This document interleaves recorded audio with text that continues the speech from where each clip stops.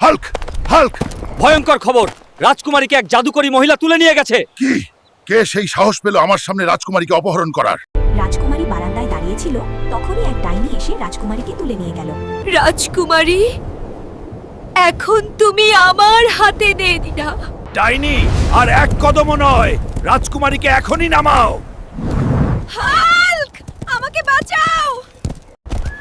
ওই দেখ, ডাইনি তার প্রাসাদে ঢুকে যাচ্ছে। নদী আমাকে থামাতে পারবে না। রাজকুমারী, আমি আসছি। এই প্রাসাদটা ভয়ঙ্কর। এক পা ভুল হলেই সর্বনাশ। রাজকুমারী, আমি চলে এসেছি, এখন আর কোনো ভয় নেই। ডাচুলেন, তুমি আমার জীবন বাঁচিয়েছ। আজ থেকে আমার জীবন তোমার। আমি শুধু আমার কর্তব্য করেছি।